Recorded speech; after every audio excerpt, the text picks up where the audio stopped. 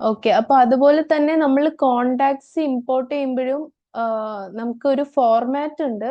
So ആ ഒരു format ഇവിടെ ഡൗൺലോഡ് സാമ്പിളിൽ ക്ലിക്ക് ചെയ്താൽ നമുക്ക് ആ ഒരു ഫോർമാറ്റ് കിട്ടുന്നുണ്ടാവും. ജസ്റ്റ് നമ്മുടെ data name and number with number ഉണ്ടായിരിക്കണം എന്നാണ് ആ ഒരു ഫോർമാറ്റ്, എക്സൽ ഫോർമാറ്റ് വരുന്നത്. സോ ആ ഒരു ഫോർമാറ്റിലായിരിക്കണം നിങ്ങൾ ഡാറ്റാസ് അപ്ലോഡ് ചെയ്യേണ്ടത്. ഓക്കെ, സോ അത് നിങ്ങൾ ഇവിടെ നമ്പർ ഫിൽറ്ററിൽ വന്നാൽ ആ ഒരു സാമ്പിൾ കിട്ടുന്നുണ്ടാവും. ഓക്കെ, നെക്സ്റ്റ് നമ്മൾ നോക്കുന്നത് ഓട്ടോ റിപ്ലൈസ് സെറ്റ് ചെയ്യുന്നത്. അതായത് ഇപ്പോൾ ഹായ് ദെയർ എന്നുള്ളൊരു മെസ്സേജ് നമുക്ക് വാട്സപ്പിൽ വരുമ്പോൾ how can I help you എന്നുള്ളൊരു ഓട്ടോ റിപ്ലൈ പോകണം. ഓക്കെ, അപ്പൊ അതുപോലെ നമുക്ക് ഒരു മെസ്സേജ് വരുമ്പോൾ അതിന് റിപ്ലൈ ആയിട്ട് നമുക്കൊരു ഓട്ടോ മെസ്സേജ് സെറ്റ് ചെയ്യുന്ന ഒരു ഓപ്ഷൻ ആണ് ഈ കാണുന്നത്. ഇതിൽ നമ്മൾ ആഡ് ഓട്ടോ റിപ്ലൈ എന്ന് കൊടുക്കാം. ഏത് ഇൻസ്റ്റൻസ് ആണ് ഇപ്പൊ നമ്മുടെ എല്ലാം ഇപ്പൊ ഒരു 10 വാട്സപ്പ് കണക്ട് ചെയ്ത് എല്ലാത്തിലും വേണമെങ്കിൽ ഓൾ ഇൻസ്റ്റൻസ് എന്ന് കൊടുക്കാം. കീവേഡ് കീവേഡ് എന്നുള്ളതിൽ ഹലോ, എന്ത് മെസ്സേജ് വരുമ്പോഴാണ് നമുക്ക് ഈ ഒരു റിപ്ലൈ പോകേണ്ടത്. അതിനിപ്പോ നമ്മൾ ഫസ്റ്റ് നമുക്ക് വരുന്ന message hi how are you for example. Okay, ഇതും നമുക്കിപ്പോ ടെക്സ്റ്റ് വിത്ത് മീഡിയ എന്നൊക്കെ ഇവിടെ സെറ്റ് ചെയ്യാൻ പറ്റും. സോ ഇവിടെ ടെക്സ്റ്റ് ആണ്, കാരണം നമ്മുടെ കസ്റ്റമർ അയക്കുമ്പോൾ അല്ലെങ്കിൽ നമ്മളുടെ ഒരു ഓഡിയൻസ് നമ്മളെ കോണ്ടാക്ട് ചെയ്യുമ്പോൾ മീഡിയ ഒരുപാട് കാര്യങ്ങൾ വെച്ചായിരിക്കില്ല അയക്കുന്നത്, ജസ്റ്റ് ഒരു ഷോർട്ട് മെസ്സേജ് ആയിരിക്കും. സോ ആ കീവേഡ് മെസ്സേജ് എന്താന്ന് കൊടുക്കുക. നെക്സ്റ്റ് ഈ ഒരു മെസ്സേജ് വരുമ്പോൾ ഹായ് ഹൗ ആർ യു എന്ന് വരുമ്പോൾ നമ്മൾ എന്താണ് റിപ്ലൈ നമ്മുടെ റിപ്ലൈ പോകേണ്ടത് എന്ന് സെറ്റ് ചെയ്യുക. Hi how can I help you ഇതൊരു എക്സാമ്പിൾ മാത്രമാണ് കേട്ടോ. അപ്പൊ നിങ്ങൾക്ക് വേണ്ട പോലെ കസ്റ്റമൈസ് ചെയ്യാം. ഓക്കെ, സോ റിപ്ലൈ മെസ്സേജും കൊടുത്തു കഴിഞ്ഞിട്ട് ക്രിയേറ്റ് എന്ന് ക്ലിക്ക് ചെയ്ത് കഴിഞ്ഞാൽ നമുക്കിപ്പോ ഞാനൊരു എക്സാമ്പിൾ കാണിക്കാം.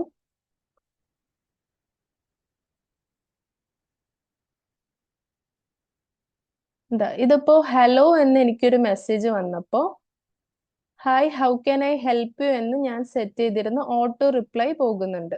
ഓക്കെ, സോ അതാണ് ഓട്ടോ റിപ്ലൈ കൊണ്ട് ഉദ്ദേശിക്കുന്നത്. സോ നമുക്ക് ഈ ഒരു ഓപ്ഷൻ യൂസ് ചെയ്ത് ഓട്ടോ റിപ്ലൈ സെറ്റ് ചെയ്യാം. ഇനി ഗ്രൂപ്പ് ഗ്രാബർ, ഇപ്പൊ നമ്മുടെ വാട്സപ്പിൽ ഒരുപാട് ഗ്രൂപ്പ്സ് ഉണ്ടാവും. ഓക്കെ, അപ്പൊ നമ്മുടെ ഏത് വാട്സപ്പിൽ നിന്നാണ് ഗ്രൂപ്പ്സ് എക്സ്ട്രാക്ട് ചെയ്യേണ്ടത് ആ ഒരു വാട്സപ്പ് സെലക്ട് ചെയ്യാം. അത് കഴിഞ്ഞിട്ട് നമ്മൾ ഏത് ഗ്രൂപ്പിൽ നിന്നാണ് നമുക്ക് എക്സ്ട്രാക്ട് ചെയ്യേണ്ടത്. ഇപ്പൊ ഞാൻ എൻ്റെ നമ്പറിലുള്ള ഒരു ഗ്രൂപ്പ് സെലക്ട് ചെയ്തു. സോ ആ ഗ്രൂപ്പിലുള്ള എല്ലാ നമ്പേഴ്സും എനിക്ക് ഇതുപോലെ കിട്ടുന്നുണ്ട്. ഞാൻ ഇനി export group, so export group കൊടുത്താൽ എക്സൽ ഷീറ്റിലേക്ക് ഈ ഡാറ്റാസ് എല്ലാം, ആ ഗ്രൂപ്പിലെ എല്ലാ ഡാറ്റാസും എനിക്ക് ഇവിടെ കിട്ടും. ഇനി നമ്മൾ ഈ ഡൗൺലോഡ് ചെയ്തത് നമുക്ക് വേണമെങ്കിൽ ഇവിടെ സെൻഡ് മെസ്സേജിൽ നമ്മുടെ ഡാറ്റാസിൽ അപ്ലോഡ് ചെയ്തിട്ട്, അതായത് കോണ്ടാക്ട് ലിസ്റ്റിലേക്ക് അപ്ലോഡ് ചെയ്തിട്ട് നമുക്ക് എഗെയിൻ ആ ഗ്രൂപ്പിൽ നിന്ന് എക്സ്ട്രാക്ട് ചെയ്ത ഡാറ്റാസ് വെച്ചിട്ട് റീമാർക്കറ്റിംഗ് ചെയ്യാനായിട്ട് പറ്റും. സോ മൊത്തത്തിൽ നമ്മളിപ്പോൾ ചെയ്തിട്ടുള്ള മെസ്സേജുകൾ ഇൻസ്റ്റന്റ്ലി പോയിട്ടുണ്ടോ എന്നുള്ള ഡാറ്റാസും കാര്യങ്ങളൊക്കെ നമുക്ക് ഇവിടെ റിപ്പോർട്ട്സിൽ വന്നാൽ എത്ര ടൈമിനുള്ളിൽ പോയി, ഏത് ടൈമിൽ പോയി എന്നൊക്കെ നമുക്ക് ഇവിടെ അറിയാനായിട്ട് പറ്റും. ഓക്കെ, പിന്നെ നമുക്ക് റിപ്ലൈ ആയിട്ട് വന്നിരിക്കുന്ന മെസ്സേജുകൾ റിസീവ്ഡ്, നമ്മളൊരു മെസ്സേജ് കൊടുത്തപ്പോൾ ഓട്ടോ മെസ്സേജ് വന്നിട്ടുണ്ടാവാം. സോ അതുപോലെ നമുക്ക് വന്ന മെസ്സേജുകളാണ് ഇവിടെ കാണിക്കുന്നത് റിസീവ്ഡ് മെസ്സേജസിൽ. ഇന്റഗ്രേഷൻ ആക്ച്വലി ഇപ്പൊ ആക്റ്റീവ് അല്ല. പിന്നെ നമ്മൾ സെറ്റിങ്സിലേക്ക് വന്നു കഴിഞ്ഞാൽ നമുക്കിപ്പോ പെർ മെസ്സേജ് ലൈക്ക് നമ്മുടെ ഒരു ഗ്യാപ്പ്, ടൈം ഗ്യാപ്പ് എങ്ങനെ ആയിരിക്കണം.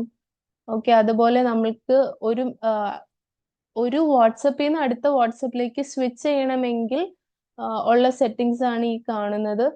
ഓക്കെ, അപ്പോൾ അതുപോലെ കംപ്ലീറ്റ് കാര്യങ്ങളും അൺസബ്സ്ക്രൈബ് ചെയ്യണമെങ്കിൽ കൊടുക്കേണ്ട ബട്ടൺ, ടെംപ്ലേറ്റ്, അതുപോലെ ജനറൽ സെറ്റിങ്സ് ആണ്. ഇതൊരു സോഫ്റ്റ്വെയറിന്റെ സെറ്റിങ്സ് ആണ് വരുന്നത്. ഇവിടെ സ്റ്റോറേജ്, നമ്മളുടെ സ്റ്റോറേജ് കാണുന്നുണ്ട്.